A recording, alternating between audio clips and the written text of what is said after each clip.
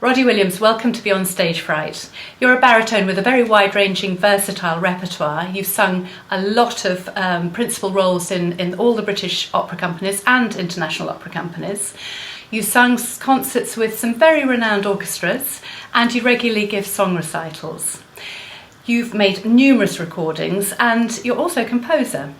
Now, I know that you're touring the US at the moment and giving a number of concerts, and I wondered how you manage this kind of travelling as a singer. Well, I suppose it helps, first of all, that I genuinely enjoy travelling. Given a chance, touring here in the USA, between concerts, I will more than happily get in the car and make some sort of road trip out of it if I need to. So the actual experience of travelling, trains, planes, automobiles, I enjoy. And I know plenty of singers who really hate being stuck in airports and airport lounges and that sort of thing. But for me, there's a genuine sort of boyish excitement about travel. So that works well in my favour. I am, of course, aware that I'm leaving my wife and family behind at home, and this obviously it was a tension at the beginning, not between my wife and me, but between my conscience and me, as I didn't want to be leaving them at home for such long periods, and that was difficult, particularly lengthy opera engagements abroad, where I knew I wouldn't be able to fly back, weekend visits or whatever. Obviously felt very bad about this, and that was the main tension. I think it was made easier for me by the fact that I happen, quite fortunately, to have found a wife who understands that part of the business very well, very profoundly understands it. So she never has given me particular grief about being away for such long periods. She herself was happy to remain at home and be a very strong, stable psychological rock for our children, who therefore have also grown up knowing that their father was going to be away for great periods of time. Didn't seem to disturb them that much so far, because they knew that their mother was always there for them. So knowing that I had something very stable at home has enabled me to go away on these jaunts, these bachelor trips, with a clearer conscience. And also we worked out very quickly what it was like when I returned home, having been away for periods, and then suddenly to be home for all day, every day, for however long. That's quite a dynamic that we had to chat through, my wife and myself, early on. I think we got that sorted.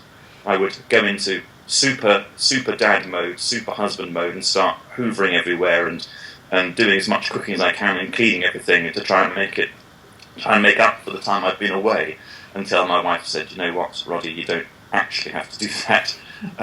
So once we'd found a rhythm for my being away and also my being at home, something that we were all of us comfortable with, then we just got on with it. For young singers in particular, the goal is to be a galactic international soloist and get out there, travel the world, expensive hotels and first-class flights, lots of stuff, and it sounds so glamorous. But in actual fact, the reality is, here I am in a hotel. I haven't seen my family now for a week and a half, and I went to see them for another week and a half. And you've got to be used to being on your own and getting on with yourself, enjoying your own company a little bit. And I enjoy the company of the people I'm around, when it's quite a social aspect from that point of view, that I'll get on with the other soloists while I'm here and have a great time with the conductor and all that sort of stuff. But also, when I'm travelling on my own, I'm happy with that. I'm comfortable with that. What are the physical sides of travelling, like airports, air conditioning, hotels, for a singer particularly? Well, it's an interesting question, particularly the air conditioning, as I happen to be here in the States. It's something I picked up on a while ago when I was in Israel for a great deal of time. I was in Israel for 4 or 5 weeks, about 20 years ago, and I had never considered air conditioning as a thing before. Just gone on with it. But it was so hot in the country that I had to have it on, had to have the air conditioning on all night. And then every building you go into, particularly the workplace as well, had air conditioning. And it took me ages to work out why it was that when I arrived in the country I was singing well, things were going well for me. And after 3 or 4 weeks, my voice was becoming so gritty, so silted up in a way, I couldn't understand it. And then maybe a chance comment from a colleague made me realise that it was about the filtering of the air, I guess. I mean, we seem as we spend so much time trying to work out why it is things are going well or going wrong. There's so much trial and error and old wives' tales to be had about it, avoiding dairy products or whatever is your thing. So I decided it was the air conditioning, and once I switched it off in the apartment, I was, sweating it out rather. But at least I began to get my voice back, so I worked out it was probably that. So, other than that, physical demands, I'm aware that all this driving and all this waiting around hotel and airport lounges it means that I have a desire to try and keep fit as much as possible, and I will walk as much as I can, particularly in the United States where people are offering me lifts left, right and centre. But I do try and walk as much as possible, cycle even. There are many of these cities, and Chicago is one that happens to have a bike scheme. If I can use that. And a lot of these hotels at the moment seem to have gyms in, and I run when I can outside, but the gyms are here as well, and I do my best to try and keep active in that way. I'm not a great one for faddish diets, particularly, and if I fancy some dairy products, I will help myself to them. But at the same time, it's very easy, again in the USA, but not just the USA by any means. Gosh, almost anywhere for me, I guess. It's very easy to help yourself to snacks all the time and just have a diet that reflects the fact that you're on the move. And the thing I crave more than anything else is fresh fruit and vegetables. When I get home, the first thing I do is head to the fridge and just see what's in the vegetable tray, because that's what you miss always eating in restaurants and always eating from supermarkets or whatever. I haven't got any where I can cook while I'm here. If I'm in an apartment on an opera job, then I'll have my own kitchen, and then I can take direct control of my own catering, and I can buy exactly what I want. So how do you prepare for a concert performance, for example, in advance of the concert itself? Well, the first and most obvious thing is to learn the music. I tend to do that by myself. A lot of singers work with coaches, piano players who can help them learn the music, or maybe they spend a lot of time on Spotify learning the music, however you do it. But the most important thing, first of all, is just to learn the notes and indeed the words. Learning words, incidentally, is a slightly different thing if you're working for a memory. So that's a process that needs to begin well in advance for me, because my memory is notoriously weak. I have to train it, and I know that. So I know that if I start well enough in advance, that stand a chance of learning the text in time. And learning the notes for me comes more easily. That's a swifter process, but nonetheless a process has to be gone through. And I can do a lot of that in hotel rooms or on train or plane journeys. Anywhere where I can get a bit of time to myself. I do my best work if I'm in any city, anywhere, and I'm able to find a piano, a studio piano room. I'll maybe ask the opera company or the concert organisers if I can borrow a room. And then I'm away from any distractions. I'm away from any coffee machines or any food outlets or anywhere that could distract me. Phones, obviously, laptops. And I can do in 2 or 3 hours work then, the sort of work that will take me a week to do if I'm sort of faffing about and back in the UK where I've got all the distractions around my family home, other things that need doing. Procrastination, I think it's called. So, the first thing, as I say, is learning the music. And once that is done for me, a lot of the other preparation, simply the administration, the logistics of it, is done by my agents, the booking of hotels and the working out of travel, so that both they and I know that I am prepared, in that I know what I'm going to be doing as the date approaches. That sort of feeling of doubt that you get, wasn't I meant to book tickets for this, or shouldn't I have arranged transportation for that?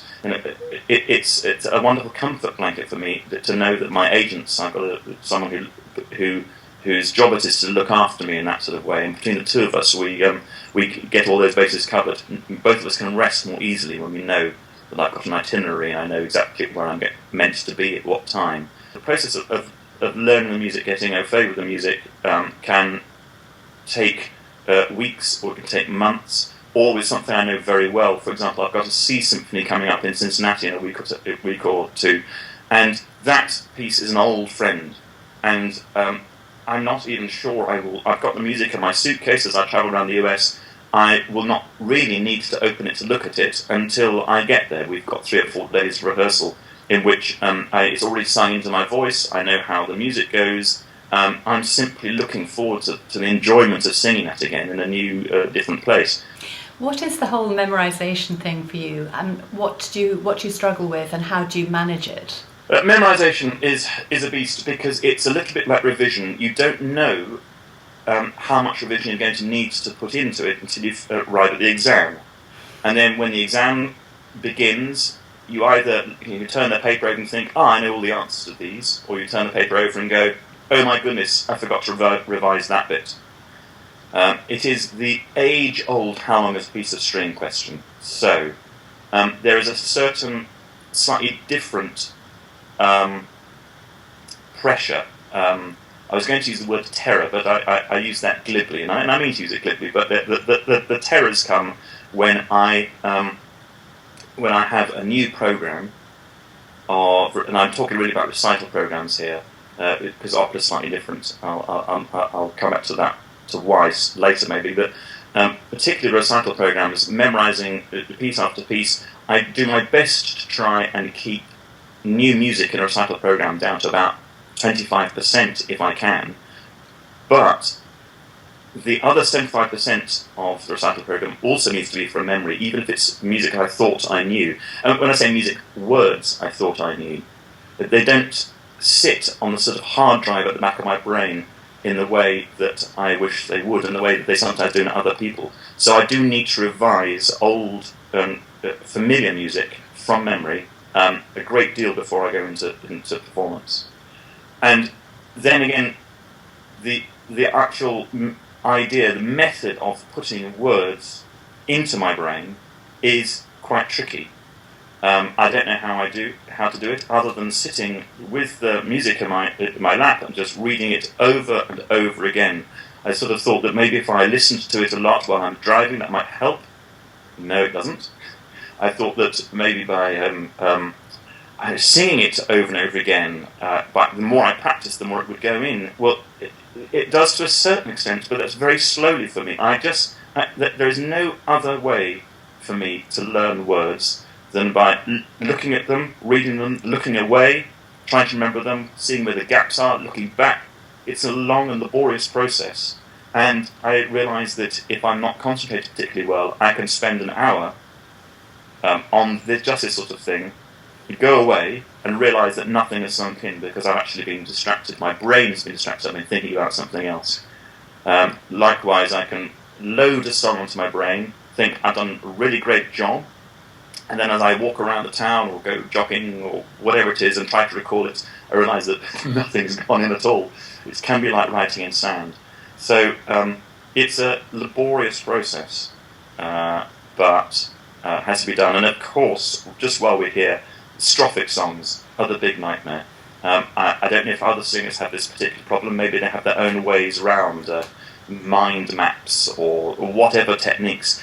For me, I have nothing other than putting it in note by note, word by word, which is, as I say, laborious and terrifying. Is there a difference between the way you learn words for a song recital, a concert with, something like the Sea Symphony, and opera? Is that very different?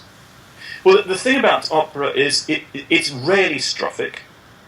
Very rarely strophic, because action tends to move forwards in that way, and narrative tends to move forwards. That's a generalisation, but I've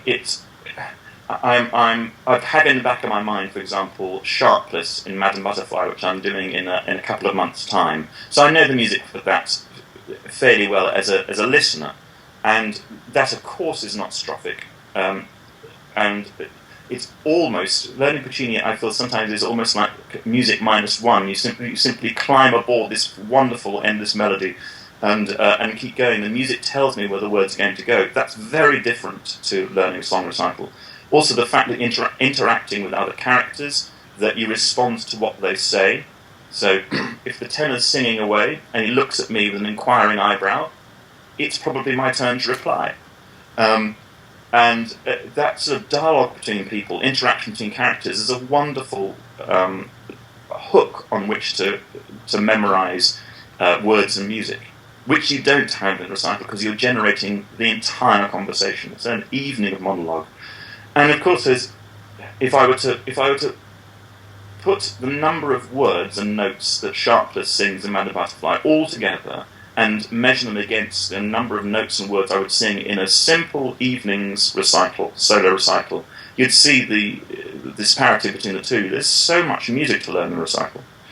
And the concentration required to jump from a program of Mendelssohn to a program of Brahms to a program of Fauré or something, whatever it might be in a single recital, jumping countries, jumping epochs, whatever, is so different to staying in a single character in a Puccini opera whose emotional journey develops over the evening and starts in one place, ends in another. It's so much clearer.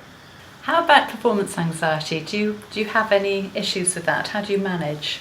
In thinking about performance anxiety, I'm reminded of something that a baritone friend of mine said a long time ago. It's something that he had been told while he was at college. He had been told there are two reasons to get nervous, either because you've not learnt the piece or because you can't sing it. And those two things have stayed with me a great deal of, well, ever since, I guess, the last 25, 30 years, those words have come back to me. If I don't feel that I actually have prepared in advance, and this is not just from memory, this is from a learning of notes point of view.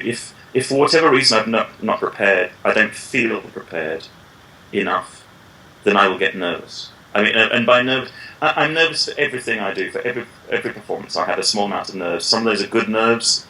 I don't know what that means exactly, but good nerves and bad nerves, you can sort of guess how that might be.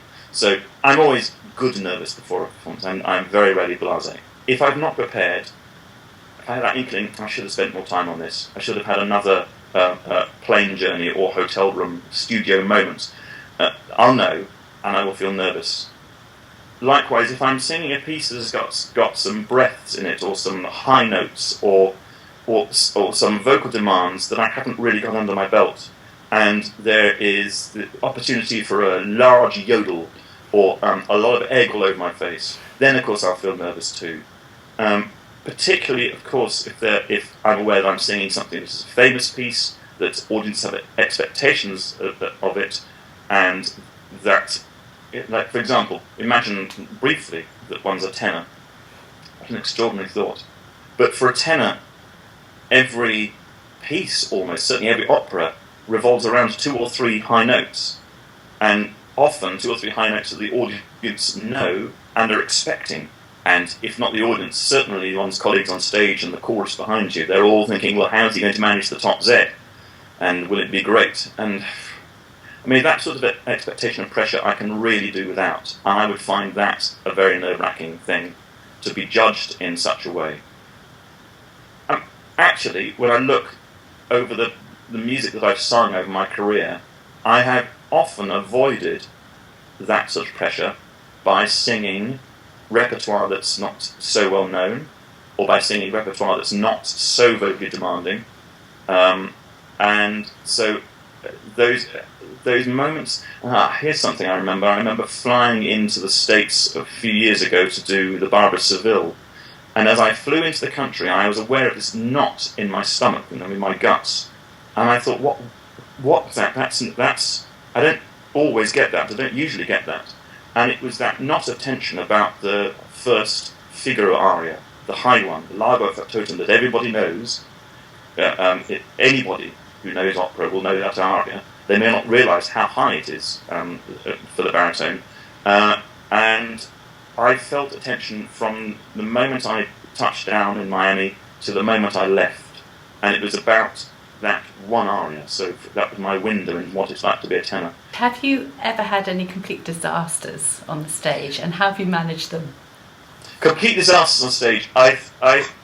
Yes, I have had many disasters on stage. I'm fond of telling students in particular that I've gone wrong all over the world. And it's not a horrible question to ask, because the main thing is that I'm here, happy, alive and well, and still working. So none of the disasters was so horrible that I burned my boats and people said, make sure you never book that man ever again. So, actually, thinking about it, you could say the answer is no. I've not had such a horrible disaster that's been a career threatener, or a life threatener, or something that has made me so fearful of the act of getting on stage that I've not wanted to go back on again. So I'll flip that around the other way to say that I'm always aware when I take the stage, no matter how nervous I am, that the worst that can happen to me is that I could slip and fall over. Take, for example, the last night of the proms. That was a mildly tense experience for me, don't mind saying. And on one level, I was aware as I stood out on stage, straight out on stage, I was aware that if I slipped and fell over, that the proms audience would just love it. They might have laughed, but they would have loved me for it. Baritone goes A over T live on television in front of millions. They would have loved it. So I couldn't lose, and I wasn't going to get hurt. And many people do professions where that is not necessarily on the table. I was worried for that particular, on that occasion, that I might forget the words to Rule Britannia. And just before I went on stage, and my mind was working at such a rate, and I was fearful of it letting me down, that at the 11th hour I rushed back to my dressing room and just picked up a sheet of the words, put them in a black folder, and took them on stage with me. And actually I never looked at it once, but holding the words in my hand, quietened my brain down, and to my surprise, and I must admit, huge delight, I remembered all the words. They came really easily to me, and I thought, right, I have done the work, just a question of my brain giving me access. So that worked out well. I remember very specifically the first time I ever dried in a recital was in Welwyn Garden City, and I was in the middle of Das Fischer Mädchen. When I say in the middle, I was in the middle of a recital. The point was I couldn't start Das Fischer Mädchen because I couldn't remember the first word. And after the canon introduction came round and I didn't start, I just had to stop the concert and say, ladies and gentlemen, don't you hate it when that happens? I've forgotten the words. I just asked my pianist. She prompted me, and away we went again. And afterwards, the audience, they loved it. They came up to me, they said, oh, we did enjoy it when you went wrong, it was lovely. And I realised, I was hard on myself, but I realised that actually there was something about that was very human, that they really enjoyed. Strange that, isn't it? So rather than make me as a recitalist think, right, every recital I'll pretend to go wrong, and then that way they'll love it. It didn't do that, but it just made me realise that it's not the end of the world. And so long as they were aware that I didn't beat myself up about it on stage, I smiled. I didn't exactly make a joke of it, but in the way that I dealt with it, I hope I showed them that I wasn't going to commit suicide in the dressing room shortly afterwards or anything like that. That it just happens. It's not an exam after all. It's a concert. So, having gone wrong on stage, then that taught me a huge lesson. I remember doing something very similar in an encore at Wigmore Hall only 2 or 3 years ago. Went wrong in Der Musensohn. There's another strophic song for you. And it's something I thought I knew very well, but I hadn't revised it enough for that encore. And I came a cropper, so I just stopped, made a joke about it, went and had a look again, and got back on a horse, and away we went. So those I would categorise as big disasters. But in actual fact, looking back in it in the context of performance as a whole, they were tiny. And I think the times I've slipped up in opera, I brought a performance of Don Giovanni in Hull, I brought it to a shuddering close when I slipped accidentally in the middle of a recit from Act 1 to Act 2. No one could rescue me. I had a complete mind meltdown, and I had to be prompted by the conductor. Sang the whole line back at me, and then I had a reboot, and I was able to start again. So I brought an entire opera to a close, premature close, and still it was fine. Nobody died. It's just opera. How this sort of leads me on to how do you keep your focus when you're performing on stage? I wonder most of the time, because I respond as a person so directly to music, I think that the music provides all the focus that I need. Is that fair? It doesn't occur to me so much on the opera stage because I'm in character and I see the route map in front of me. I know exactly where I'm going to go. I mean that route map. I mean that geographically on stage. I also mean it in terms of knowing what music and what words are coming next. Mainly, I simply just refer to an earlier answer I gave you, because opera tends to be rehearsed over 3 or 4 weeks daily. It's very different. If I could rehearse my recital repertoire daily like that, in 2-3 hour chunks per day, maybe my recitals would become more easily to me. Anyway, that's a thought I can take away. But that doesn't seem to be such an issue on opera stage, because also there's a conductor waving at you. He or she gives me a great deal of focus.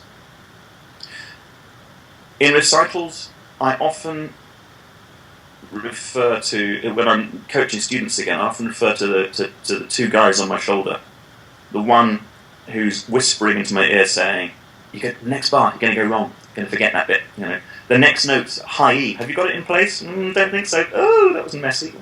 And the one on the other shoulder who's saying, "It's going to be fine. It's going to be fine. Look, they seem to be enjoying themselves. The person over there's smiling. She's enjoying it, so you're going to be fine." So I have these twin inputs going to my ear all the time. It's quite an out-of-body experience, and at the same time, one can be totally in the moment, in the song you're singing, in the emotion of some fantastic Finzi Hardy poem, really naming it, and almost to the point when I myself as a singer am sort of beginning to get emotionally involved and welling up and trying not to. And at the same time, I'm out here somewhere looking and thinking, going okay today, isn't it? Yes, and just making sure there's space for that top note here, and yes, and it's quite cold today, isn't it? So I can do both of those things, process both of those things at the same time.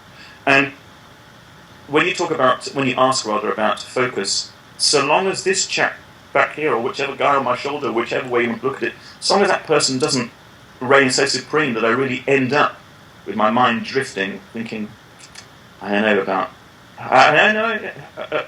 sure I've had those moments. I'm thinking about how I'm going to get home, when I'm going to catch the last train, or whatever. As long as that person doesn't take total control, then I guess I can remain in the room, focused on what I'm doing. Can you be put off by members of the audience who are copying or rattling programs or beeping on their mobiles, or can that help? Can that sort of take your focus, take you off? Easily. When I go wrong, tiny word slips, whatever, I often, after the event, need to blame it on something. And it's very helpful to me if I can blame it on someone else. Because, I've been doing this for 20, 30 years. I thought I was quite good at it. I'm a professional, after all. And yet I make mistakes all the time, little ones that only I or maybe the conductor might notice, and then big ones like we've discussed, which everybody can see. If it doesn't happen, often I might be able to blame it on something external. I was doing a modern piece just recently in Cardiff, and a family was sitting absolutely directly in my eye line because I was trying to watch the conductor through peripheral vision. So I had to stare at one particular area of the audience, and it just so happened that this family, they brought 2 youngish children with them, teenage, youngish, whatever. I was very pleased to see that there were young people at an orchestral concert, particularly with contemporary music in it. But they were listening, as young people do, with iPhones, and they were fidgeting a lot, and I noticed that they were getting a lot of reaction from the audience around them as well. That's what initially distracted me, is the reaction of other people around them. And then, of course, I couldn't take my eyes off them because I was just intrigued to see what they were going to do next, while also reading the music of this contemporary score. And eventually, I just went wrong. It's inevitable, I guess, because I couldn't process that and sing the music at the same time. Here I go, kind of making excuses. I shouldn't have been distracted by them, really. I should just get on with it and sing the right notes at the right time. But I often wonder whether audiences are quite so aware that they can be seen as easily as they see us. And I wonder whether, maybe it's a foolish thought, but I wonder whether people are so used to watching things on television with the remote control in their hand that they don't realise that when they go to a live performance, it's not like there's a screen. It's not like we're behind a screen and only sing and have this sort of vacant exit sign look in our eyes. And no, we're watching. We're looking at them. I'm doing my counting games often, not when I'm singing, I hasten to say, when I'm often in oratorio performances where I'm not performing, I might just get to look around the audience. So maybe if I need to get a particular focus, I might count the number of people who are wearing glasses in the front row, or the number of people wearing a red tie, for example, or such games to make sure I'm focused over 2.5 hours without nodding off. Sometimes you need something just to give you that. So I find audiences and people watching fascinating and useful, but as I say, it can be sometimes distracting. Yeah. And tell me a little bit about your performance coaching of students. What are the key things that you would say to them, particularly about performance nerves? Well, the first thing that I say, it's become something of a trademark, and I say this at the beginning of every session I do. The first thing I say is that no matter how well one sings in a singing lesson or in a rehearsal room, it's not the same as singing in front of people. And the only place you can practice singing in front of people is in front of people. So if you do auditions and concerts as a student, you might not get to do a whole evening's recital, but you might get on stage once or twice. You get a chance to go out to the piano, sing, and go back again, and you have to learn as much as you can from that experience. And it's very brief and can be quite frightening. But in a class, in a masterclass situation, you can go on stage, you can have that experience, and you can try a second time or a third time, learn from that, and do it better each time. And also settle yourself down in a way that you can't. When you go for an audition and someone says, "Yes, okay, what are you going to sing? Thank you, next." There's very little time to learn from that because your brain's working so fast. Oh my god, am I going to remember it? Whatever. So at least in a masterclass, you can process that, and we can discuss how the singer felt about it, and they can learn, they can try it again, and I think that's hugely important. And from that point of view, I particularly like discussing with singers who appear very nervous. I like discussing how they felt about that, and I like them to experiment with this idea of taking control of the audience, rather than standing on stage in terror, their eyes wide, their fingers clenched, their toes curling, and have this audience as a sort of blank beast that needs to be pacified in some way. And I enjoy that moment when students can interact with their audience, realise the audience, even if they're contemporaries and colleagues and peers, that they can react with them as friends, and that they realise that the audiences, in very few occasions, are the audiences actually antagonistic towards the performer. Certain bars and men's clubs may be, but generally speaking, the audience wants you to do well. And once you can sort of get used to this relationship, then you can play with it, and hopefully, for many of them, enjoy it. You can actually enjoy that relationship. I've observed many times, for example, that when I take a stage, unless I'm on an opera stage in character or whatever, when I take a stage, I will often stride out. The first thing I'll do is look at everybody and smile. Now, I'm not really doing this as a technique.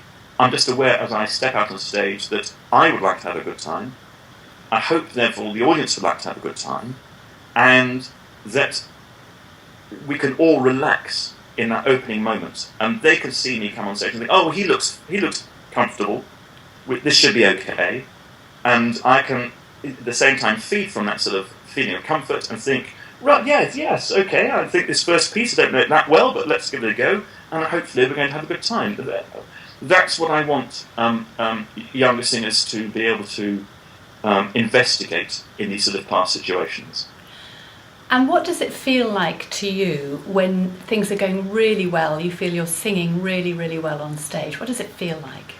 Well, the first thing is to say singing well on stage is a wonderful physical sensation. So those moments when the little chap on my shoulder or whatever is saying, "Gosh, we're in good voice tonight. Did we warm up? I can't remember. But, it's feeling really good. And we must try and sing like this again." Physically, it feels like a wonderful sensation. And from a sort of mental point of view, when I'm able to focus in the moment, saying about the chap on my shoulders, whatever, the one who's feeding information to me and saying, "The words are coming. We're fine. We're not complacent. We're fine. Things are working well. People seem to be enjoying it too. Seem to be making a point here." That sort of connection with an audience and my connection with the words and the music, when that's all in sync, and it does happen actually quite frequently, then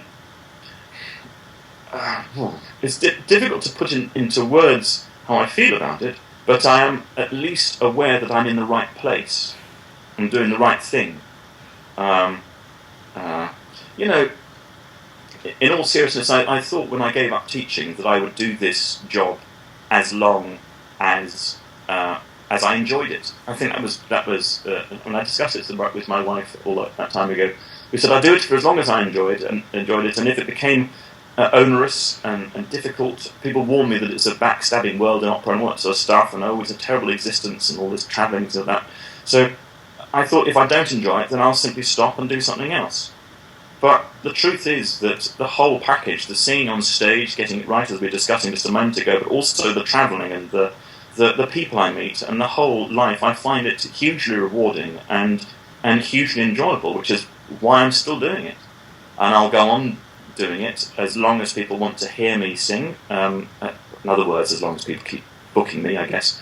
And as long as my family are happy with it. I'm hoping as my children get older, my wife can accompany me on some of these jaunts. Career. And I hope she can come with me so that we can enjoy this together. So I'll just keep going. It was great. Roddy Williams, thank you very much. I've really enjoyed talking with you. And me with you.